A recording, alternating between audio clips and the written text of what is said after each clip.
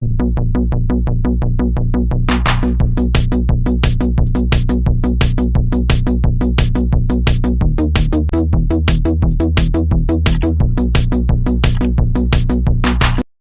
satu orang di antara kita mungkin tahajudnya 10 rakaat setiap malam, duhanya 12 rakaat setiap pagi, baca Qur'annya one day one juz, satu hari satu juz, malamnya one night one juz, satu malam satu juz.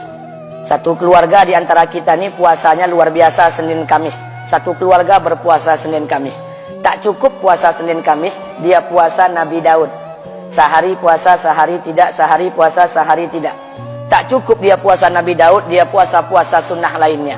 Istrinya nutup aurat dengan sempurna, pakai nikob, pakai cadar, pakai purda, pakai manset, pakai kos kaki.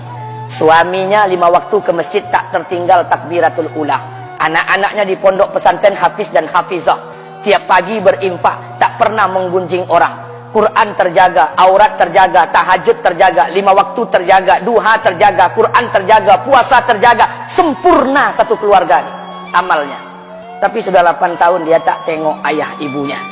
Sudah bertahun-tahun dia tak nyapa kedua orang tuanya. Sudah bertahun-tahun dia tak berhubungan baik dengan ayah ibunya. Sudah berminggu-minggu dia berkelahi dengan ayah ibunya.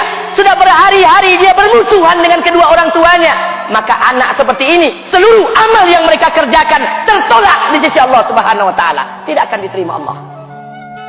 Sebaliknya, kalau ada di antara kita hari ini yang pandai melayani ayah ibunya, tidak ada uang ayah ibu dia kasih uang, tak ada rumah ayah ibu dia buatkan rumah, sakit ayah ibu dia bawa ke rumah sakit, dirawat ayah ibunya dia jaga, kotoran ayah ibunya dia bersihkan pakai tangannya sendiri. Ada di antara kita hari ini yang membersihkan kotoran ayah ibunya lebih dia nikmati daripada makanan yang ia sukai. Begitu luar biasanya dia melayani ayah ibunya. Tapi dia tinggalkan sholat, dia injak-injak perintah Allah, dia tinggalkan perintah Allah dengan mutlak. Maka kebaikan satu orang anak ini kepada ayah ibunya seluruhnya tidak diterima Allah Subhanahu wa taala. Atau jangan-jangan inilah yang menjadi penyebab amal kita tak diterima Allah. Atau jangan-jangan inilah yang menjadi penyebab amal kita tertolak di sisi Allah. Kita sholat juga, kita sujud juga, kita puasa juga, kita ngaji juga, kita dengarkan ceramah juga. Maka oleh karena itu, Pak, Bu, ayah kita tuh tinggal di kampung, ayah ibu tinggal di kampung sana. Terkadang ayah ibu kita tak sekolah, SD, SMP, SMA tak tamat. Dia sekolahkan kita SD, SMP, SMA, S1, S2, S3 dengan harapan hidup kita lebih baik daripada keadaan dia sekarang. Tapi apa yang membuat kita jarang untuk menjenguk mereka? Saya ingin sampaikan buat kita bersama. Ayah ibu kita tak tahu kita ni eselon 1, eselon 2, Pak. Ayah ibu kita tak tahu pangkat PNS kita 3A, 3B, 3C, 3D, 4A, 4B, 4C, 4D. Ayah ibu kita tak tahu kita ni public figure. Ayah ibu kita tak tahu dan tak mau tahu. Yang dia tahu kita ni anaknya. Ayah ibu kita tak tahu kita punya sawit berapa. Ayah ibu kita tak butuh mobil kita. Dia tak butuh rumah kita. Tapi yang dia butuhkan kita. Apa yang membuat kita jarang untuk menjenguk mereka? Tahun 2016 di Masjid Damai Langgeng, saya diundang ceramah di sana. Habis pulang ceramah, saya baca WA SMS. Ada seorang ustadz Pekanbaru kirimkan WA dengan saya. Saya baca 2 kali, air mata saya menetes. Kenapa? Karena WA itu berisi cerita satu orang ibu sedang menelpon anaknya. Ibunya nelpon anaknya. Assalamualaikum nak. Waalaikumsalam, kata anaknya. Kata ibunya, nak, sudah 1 bulan kau tak tengok ibu. Apa yang membuat engkau berhalangan, nak? Apakah kau sibuk dengan pekerjaanmu? Minggu yang kedua ibunya telepon lagi. Assalamualaikum nak. Kata anaknya, waalaikumsalam. Kata ibunya, nak, ibu dapat kabar apa engkau baru beli mobil baru. Apa betul nak? Kata anaknya, betul bu. Kata ibunya, alhamdulillah nak, ibu bangga. Kau pandai menyenangkan hati anak istrimu. Minggu yang ketiga ibunya telepon lagi. Assalamualaikum nak. Kata anaknya, waalaikumsalam. Kata ibunya, nak, ibu dapat kabar bahwa engkau baru beli rumah baru. Apa betul nak? Kata anaknya, betul bu. Kata ibunya, alhamdulillah nak, ibu senang kau bertanggung jawab dengan anak istrimu. Minggu yang keempat ibunya telepon lagi. Assalamualaikum nak. Waalaikumsalam. Kata ibunya, nak, tadi ibu pergi ke pasar, ibu jumpa temanmu di pasar. Kata temanmu di pasar, temanmu banyak bercerita tentang kamu. Kata temanmu tadi, kamu baru beli anak anjing seharga 40 juta dari negeri Belanda. Apa betul nak? Kata anaknya, betul. Kata ibunya, nak, dengarkan pesan ibu untuk terakhir kalinya. Apa pesan ibunya? Wahai anakku, engkau pelihara 1 ekor anjing. Kau siapkan harga anjing 40 juta. Kau siapkan rumah untuk anjingmu depan rumahmu. Kau jaga anjingmu pagi, siang, dan sore. Kau mandikan anjingmu pagi, siang, dan sore. Kau kasih makan anjingmu pagi, siang, dan sore. Demi Allah nak, dengarkan pesan ibu untuk terakhir kalinya.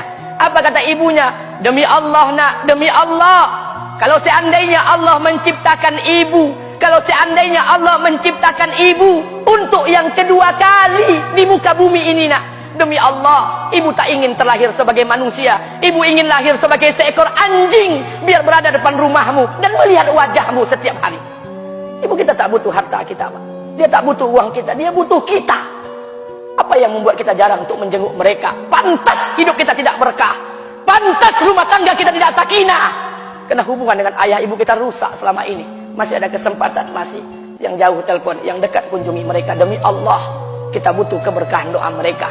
Yang sudah meninggal, ziarahi kuburnya dan doakan mereka.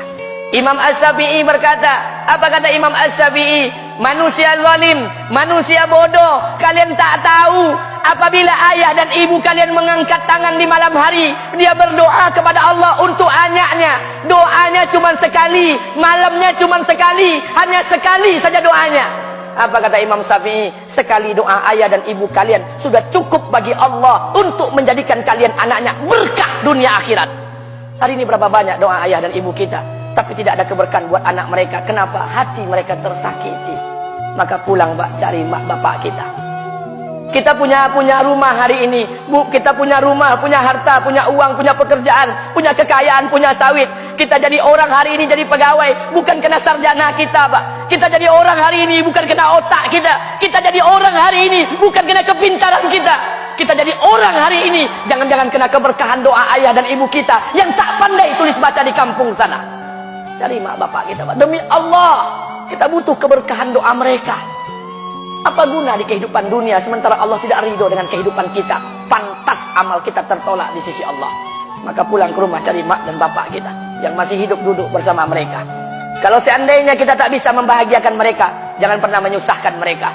Kalau seandainya kita tak bisa membuat mereka tertawa, jangan pernah membuat mereka menangis. Demi Allah, kita hanya punya satu ayah kandung, kita hanya punya satu ibu kandung. Tidak akan ada ayah kandung yang kedua, tidak akan ada ibu kandung yang kedua. Harta kita cuma satu, ayah kita cuma satu, ibu kita cuma satu. Tidak akan ada ayah kandung yang kedua, tidak akan ada ibu kandung yang kedua.